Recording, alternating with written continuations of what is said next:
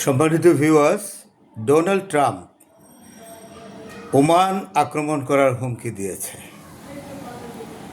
অর্থাৎ লোকটির মাথাটা পুরাই গেছে। এই আক্রমণের হুমকির পেছনের কারণ হলো এই, ইতিমধ্যেই ইরান এবং ওমান হরমুজ প্রণালীর উপর একটি চুক্তি করেছে। কৌশলগত কারণে এই চুক্তি আমেরিকার বিরুদ্ধে গেছে। তাতে ডোনাল্ড ট্রাম্পের মাথা খারাপ হয়ে গেছে।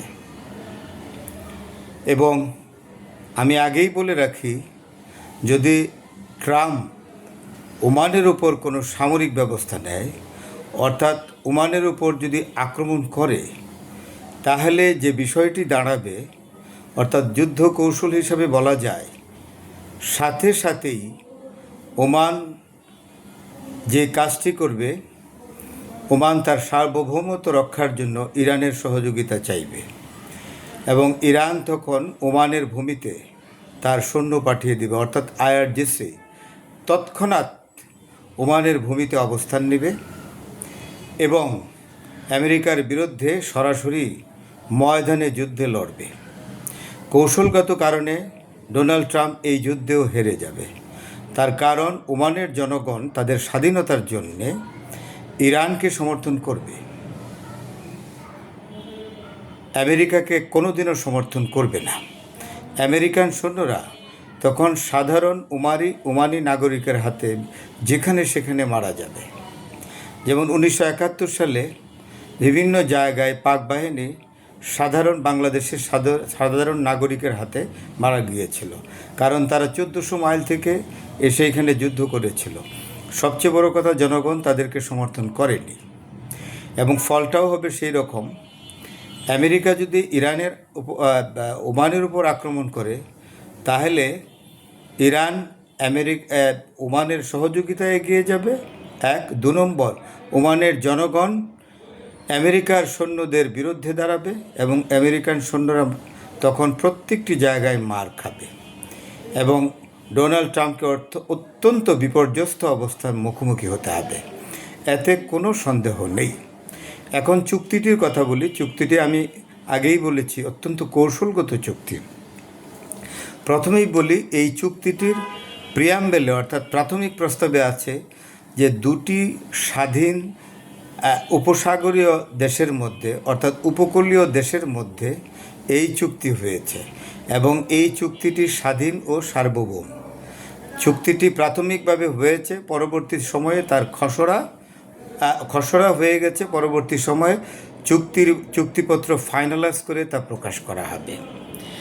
এটা বলেছে, এই চুক্তির খুব শর্ট ন্যারেটিভ, সংক্ষেপে বলা হয়েছে এই রকম যে এই চুক্তির মাধ্যমে জাহাজগুলো ইরানীয় উপকূলীয় অঞ্চল দিয়ে হরমুজ প্রণালী পার হয়ে হরমুজের যে অংশ ওমান উপকূলে গেছে, সেই অংশ দিয়ে জাহাজগুলো বের হয়ে যাবে এবং এই ধরনের ম্যারিটাইম ফ্যাসিলিটিস বা নৌ চলাচলের সুবিধার জন্যে ওমান এবং ইরান কোনো রকম টোল নিবে না, টোলবিহীন। এবং এটা অন্তর্বর্তীকালীন একটি চুক্তি।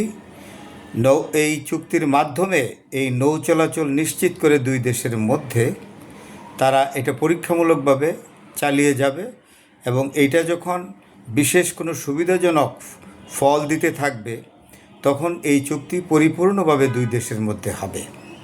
এই খসড়া চুক্তিতেই ডোনাল্ড ট্রাম্পের একেবারেই মাথাটা গেছে।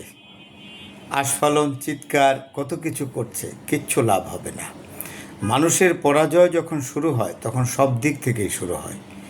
ওমান একটি এত বড় কোনো দেশ নয়, একটা মাঝারি আকারের ভূখণ্ডের একটি দেশ। সেই দেশটি আমেরিকাকে অগ্রাহ্য করে ইরানের সাথে ম্যারিটাইম এগ্রিমেন্ট করেছে, অর্থাৎ নৌ চলাচল চুক্তি। আমেরিকাকে কোনো গ্রাহ্যই করেনি। ওমানের মাটিতে যে আমেরিকান সৈন্য আছে, সেইটার দিকেও ওমানের সুলতান ভ্রুক্ষেপও করেনি, ওমান সরকার ভ্রুক্ষেপও করেনি। সুতরাং বুঝতে হবে, আমেরিকার দাপট উপসাগরীয় দেশগুলোতেই কমে আসছে। পরবর্তীতে এটা আরও ক্ষয়প্রাপ্ত হয়ে আমেরিকার এই শক্তি আরও ক্ষয় হতে হতে শেষ সীমায় গিয়ে পৌঁছবে সম্মানিত ভিউয়ার্স। তো এখন এই চুক্তি স্বাধীন সার্বভৌম রাষ্ট্রের মধ্যে চুক্তি হয়েছে। ট্রাম্পের এখানে কোনো অধিকারই নেই এই চুক্তির কোনো পার্ট হওয়া, তার উপরে মন্তব্য করা, এই চুক্তির জন্য কোনো রাষ্ট্রকে হুমকি দেওয়া। সুতরাং ট্রাম্প যদি মনে করে কোনো রাষ্ট্রের স্বাধীনতা এবং সার্বভৌমত্বই তার কাছে কোনো মূল্য নেই, সেটি ঠিক না। আমেরিকার স্বাধীনতার মূল্য যেমন আছে, অতি ক্ষুদ্র দেশেরও সেরকম স্বাধীনতা এবং সার্বভৌমত্বের মূল্য রয়েছে। স্বাধীনতা ও সার্বভৌমত্বের মূল্য সব রাষ্ট্রের একই। সেটা রাষ্ট্র ছোট কি বড়, শক্তি কি শক্তিহীন, দুর্বল কি সবল, এটার উপর নির্ভর করে না। সুতরাং ডোনাল্ড ট্রাম্পকে থামতে হবে। আমরা শুনেছি কি কোনো মিডিয়া থেকে বলা হয়েছে যে ইরানকে কোনোভাবেই পদানত করতে না পেরে পারমাণবিক ব্যবস্থা নেওয়ার বা আক্রমণের চিন্তাভাবনা করছে ডোনাল্ড ট্রাম্প এবং নেতানিয়াহু। আশায় গুড়ে বালি, এ আশা কোনো দিন বাস্তবায়িত হবে না। একবিংশ শতাব্দীতে পারমাণবিক অস্ত্রের মালিক হয়ে ধমক দেওয়া যায়, হুমকি দেওয়া যায়, তা ব্যবহার করা খুবই কঠিন। কারণ ইরানকে এক দুটো পারমাণবিক আক্রমণ করেও আমেরিকা কিচ্ছু করতে পারবে না, বরং আমেরিকাকে অনেক চড়া ধরে মাসুল গুনতে হবে।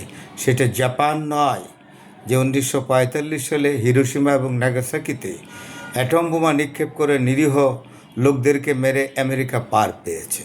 ইরানের উপরে যদি এই ধরনের পারমাণবিক ব্যবস্থার চিন্তা ট্রাম্প এবং নেতানিয়াহু করে থাকে, তাহলে প্রথমত ট্রাম্প তো মূল্য দিবেই, ইসরায়েল নামক রাষ্ট্রটি আরব বিশ্বের মানচিত্র থেকে বিলীন হয়ে যাবে। ধন্যবাদ ভিউয়ার্স, ভালো থাকবেন।